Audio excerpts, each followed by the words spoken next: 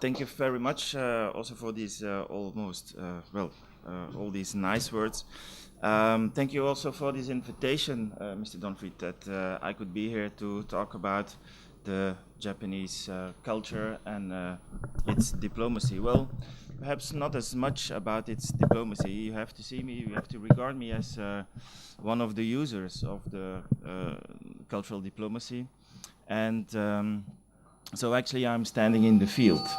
I'm not going to give you a big lecture on the possibilities and the activities of the Japanese diplomacy on culture, but I will give you another kind of point of view.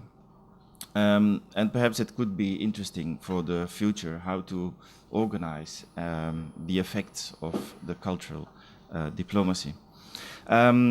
Yes, I worked in the industry for 17 years as a manager, and as a manager that means that you work with people. And I'm afraid that today a lot of managers forget that they are working with people. If you see the word people manager, you know this company has a problem, because that's twice the same thing that you say there. And working with people, that means that you're working actually with a lot of different cultures.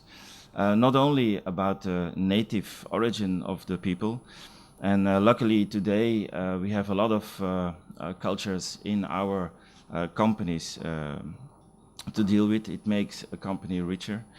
But, well, actually our world, our planet has a kind of a culture. If you compare it with an extraterrestrial that we haven't discovered yet, but surely it will come. What I mean is that perhaps our culture is different from the one in Japan, but also my culture is different from my neighbor, although we are born in the same country. So culture is a very diverse word, and a very global word. If I'm blind for the culture of my neighbor, I will never understand my neighbor. So it's very important to have this openness for the culture. Of course, we are all aware of that, but in practice, perhaps not so very much. While I was working in the industry and meeting all these cultures, taking into account what the necessities are of people, what the beliefs are, you can always find a solution that is based on respect.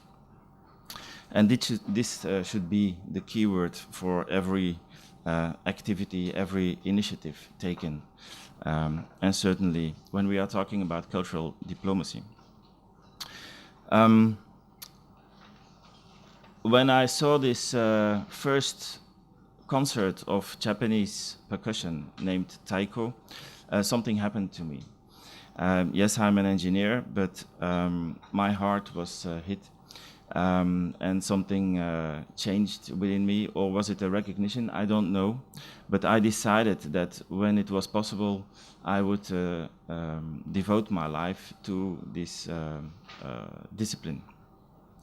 Why? I don't know. I've said to myself, shouldn't I take something of my own region? But I see Taiko as a medium, and it's open to everyone, and it gives you enormous opportunities to meet other people. And in this case, it was Japanese people, of course. Now, out of this interest in this Japanese percussion story comes that 3 organizations grew from this little seed. First of all, the Japanese Cultural Center, which is an NPO and a private organization. And this is quite special. In this case, that we work together a lot with the Cultural and Information Center of the Embassy of Japan. But as being a private organization, actually our hands are completely free. We can do what we want, and quite often the embassy asks us to realize a certain task which they cannot do because they are a little bit tied due to authority. So we are completely free, but we are, well, actually, in some kind of extent, a helping hand for other organizations. A second organization is It's Art. It's a commercial company, but that only organizes Japan events. And we try to make quality events. That means that a lot of times you see also culture used in company events, but, well, may I say, completely in the wrong way. Of course, the Chinese heritage is very interesting, is enormous. But when a commercial event is organized and it should be in a Japanese event, most of the time it's a Chinese event. So you have to respect the culture. Therefore, we have constructed this company to have this, to preserve the quality. And the third organization is the Belgian Taiko Federation. And this federation has been erected to have close contact with the Nippon Taiko Foundation. So in that way, we are organizing a little bit of our own diplomacy, but it's a private diplomacy. But as private diplomacy, it's very limited, of course, because we have to operate and be self-sustainable. That means that due to our activity, we can sustain ourselves.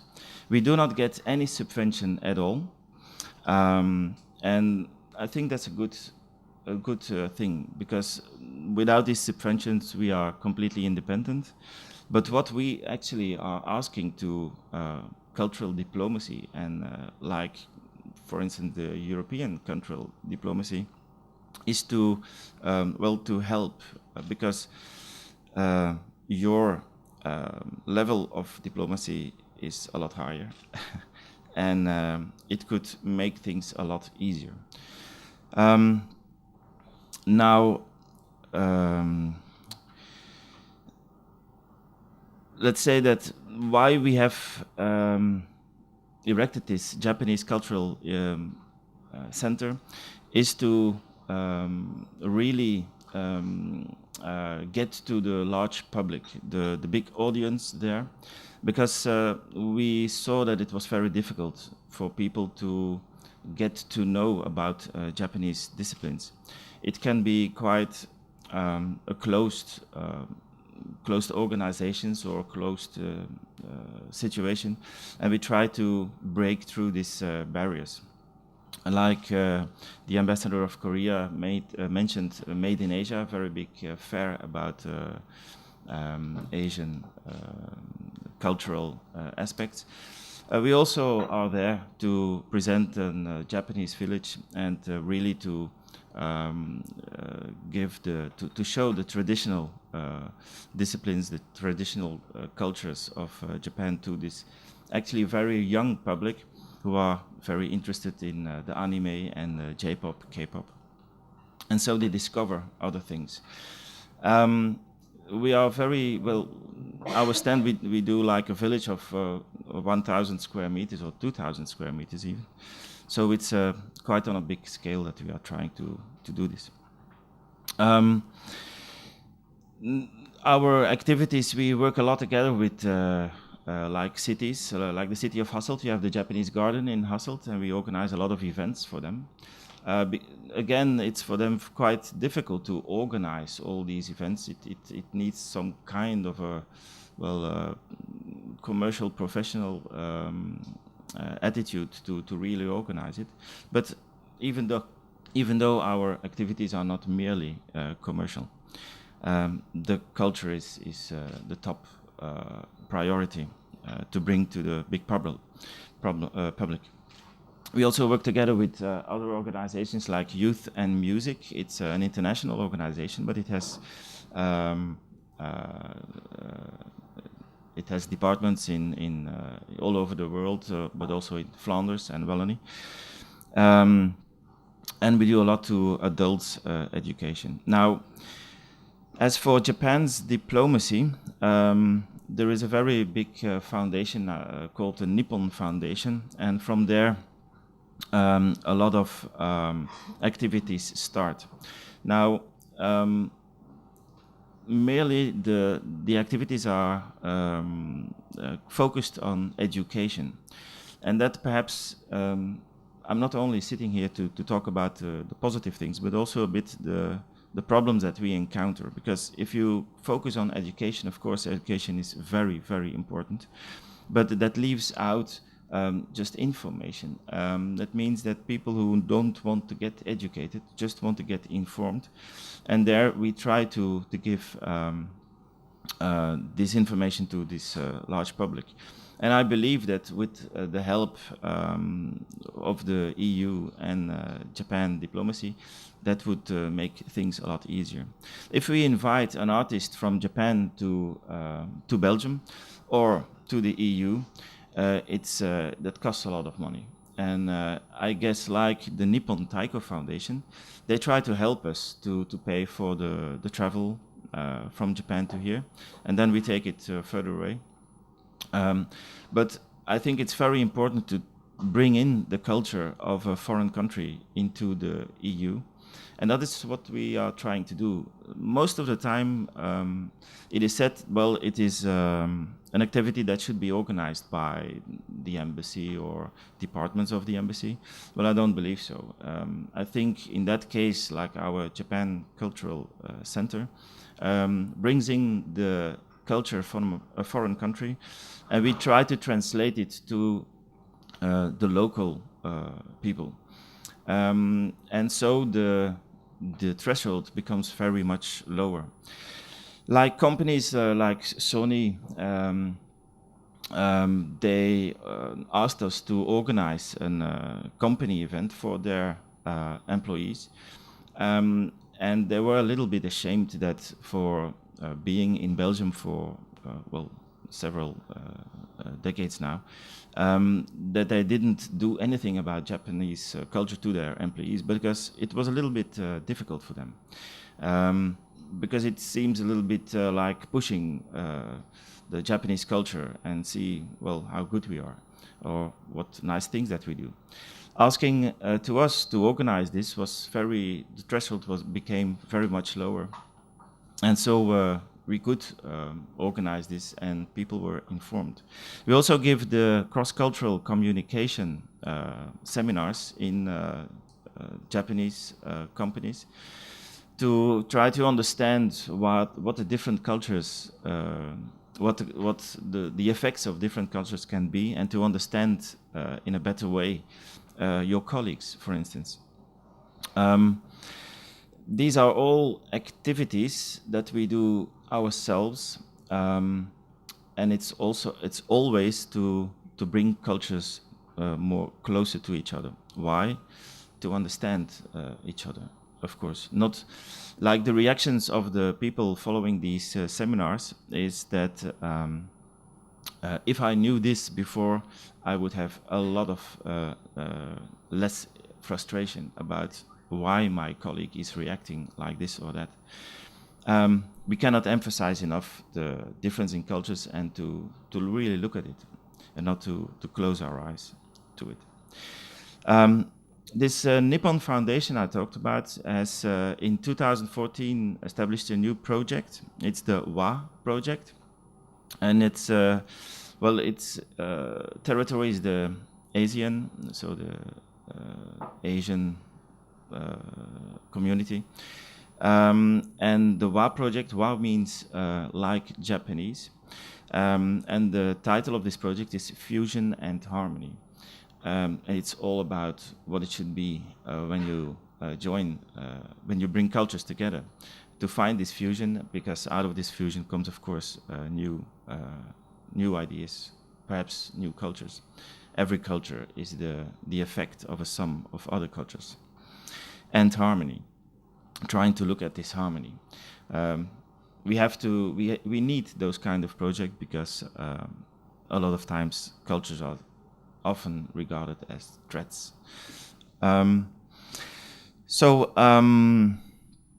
Like the Nippon Foundation has 22 offices global in the world and 6 offices in the EU. Actually, you could say that's not so very much because Japan has well, the influence of Japan in the world, and also the cultural influence is well, very big, as you all know.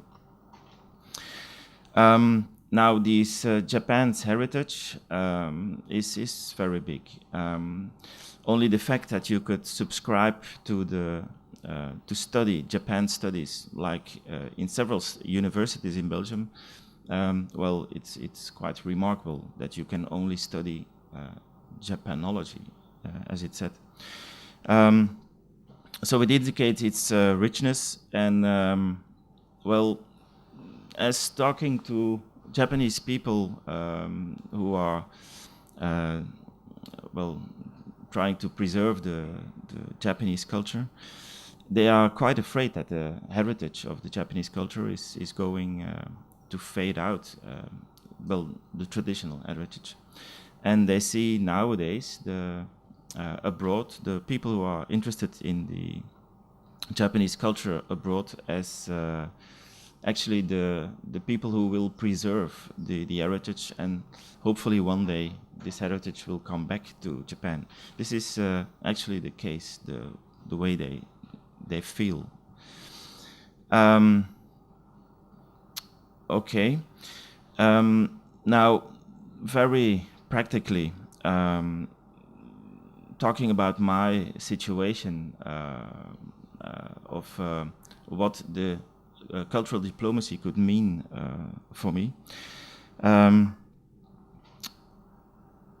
If I should ask help to bring out this cultural to the large public, should I ask this nationally or to the EU? Well, because the culture is a global thing, I think it's really worthwhile that things would be organized in a European way, this European diplomacy, but we have to find a closer contact between the European diplomacy, the Japan diplomacy, and then its users, like our situation. So that we could really benefit from it and really bring this culture to the large public.